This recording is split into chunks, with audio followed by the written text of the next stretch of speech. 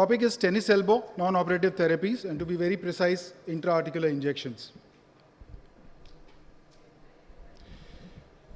Tennis elbow treatment, learning objectives are various treatments for tennis elbow. To know more options available, have we achieved our goal, and can we do any better?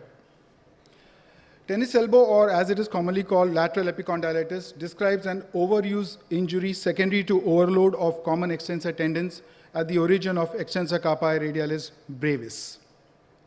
This is the tendon which we are talking about. This is a place which we are talking about. So we know tennis elbow since 1883, and we are here talking in 2024. I don't know why we are still talking, most likely because we know nothing about it yet. It is seen in 13% of elite tennis players, 50% of non-elite players, but 95% of our cases, which we see in routine OPD, are those who do not play tennis and associated with various other occupations. In tennis players, we see it due to mainly faulty playing techniques, mostly a late mechanically poor backhand. Non-tennis players, which are 95% of the cases, are mainly housewives, carpenters, miners, drill workers, other sports, including working on computers. This is very important because if you don't diagnose it properly, then we can't blame the treatment. So these are a few things which we have to keep in mind when we are diagnosing a tennis elbow. These are physical examinations which will allow us to diagnose the tennis elbow, which is mainly Cosen's test, Mills, Maudsley's test. Epicondylitis is a misnomer because histopathological examination shows more of angiofibroblastic hyperplasia and hyaline degeneration. There is no inflammatory cells there. The non-operative options available to us are following, and when we see so many methods, so many options, then we know that we are probably not knowing what we are doing. CORR in 2022 says, based on the placebo or no treatment control arms of randomized trials, about 90% of people with untreated tennis elbow achieve symptom resolution at 1 year. So why are we worried about so much? We are worried about for people for that 1 year what to be done. And among the intralesional injections, we have following things which we can inject: corticosteroids, PRP, ATI, stem cells, autologous whole blood, botulinum, and dextrose. The most common, which most of us use, is a steroid injection, which is supposed to be good for short-term relief, which is 6 weeks, but it is a poor outcome as compared to wait and watch and physiotherapy. The place where we inject is the most tender point, or if you can triangulate between radial head, lateral epicondyle, tip of olecranon, inject in the center, we are bang on the ECRB. The biological basis for clinical effect of corticosteroid in lateral epicondylitis is still largely unknown. Corticosteroids are potent in suppressing inflammation, which we all know. But the prevalent opinion is that no histological evidence of acute inflammation has been documented. So why does corticosteroid act? The early response of corticosteroid is due to analgesic effect on the neuropeptides, calcitonin gene-related peptide, and substance P, which are increased in these tendinopathies. In Journal of Pain, corticosteroid injection for lateral epicondylitis, a systematic review says a superior short-term effect, but for intermediate, which is 6 weeks to 6 months, and long-term, greater than 6 months, no statistically significant or clinically relevant results are in favor of corticosteroids. Effect of corticosteroid injection with physiotherapy, a randomized controlled trial in JAMA says worse clinical outcome after 1 year with corticosteroids.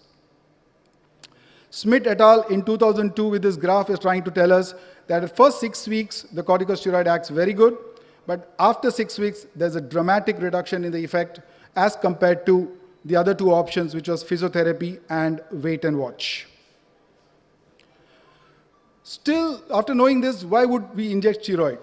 For instance, if someone has to complete an important test or an exam that can be significantly impacting their life, if the pain is totally unbearable and not reacting to any other treatments, one could argue that steroid injection may be an option, and it is also something I would try before heading for surgery. Now, in 80,169 patients in this JAAOS says corticosteroid ineffective. Sports and exercise medicine, short-term beneficial effect on lateral epicondylitis, but a negative effect on intermediate exam. CCOT journal short-term with recurrence symptoms afterwards. Science directly says, stop injecting corticosteroid into patients with tennis elbow. They are much more likely to get better by themselves. Comparison between just acupotomy and injection of corticosteroid says that short-term results are same and long-term results for just acupotomy is better than a steroid injection. Again, randomized control study in CORR also corroborates the same, that just injecting that area is better than giving any injections. So why is this recurrence with corticosteroids? Now, recurrence may occur because corticosteroids do not address key features of tendinopathy, which is traditionally thought to be associated with overuse. Cumulative trauma weakening the collagen cross-linking and non-collagenous matrix and vascular elements of tendon. Corticosteroid might be deleterious to the tendon through an effect on fibroblast role in collagen and extracellular matrix protein protection. Others have proposed that poor long-term clinical effect of corticosteroid injection might be related to immediate pain relief and conceivably excessive or inappropriate early activity. So what else we have? Next commonly used is PRP. And Madam has already explained before us the contents and other things. I would not talk much about it. So we take the patient's blood, centrifuge it, take out the PRP, and inject at the most painful spot. Ultrasound could be a very important tool to inject at the right place. There are certain contraindications of PRP. Now, why does this PRP act? Again, the previous slides was full of the reasons. I would just try to elaborate a few.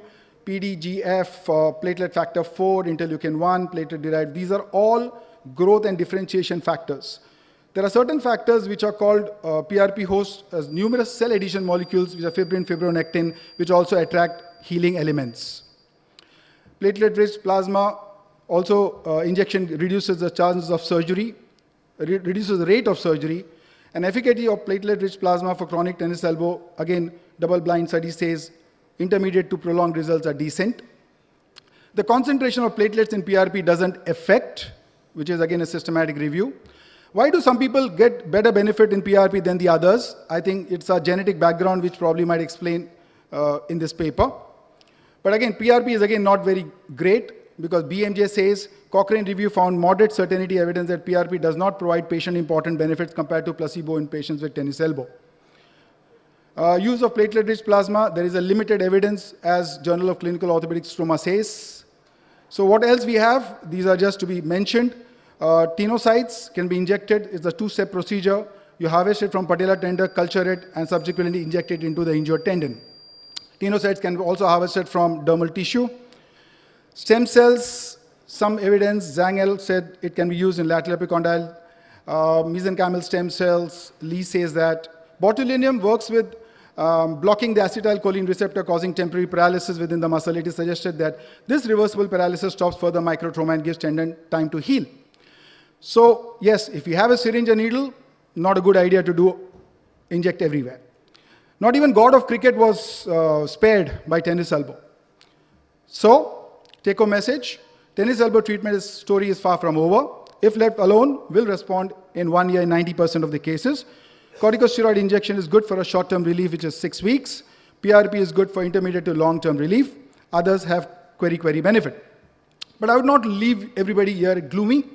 This Copenhagen City Heart Study says, so what if there is tennis elbow? Playing tennis gives you 10 years of more life as compared to many other stories. So might as well have it for 1 year, tennis elbow, and live 10 years longer. Thank you.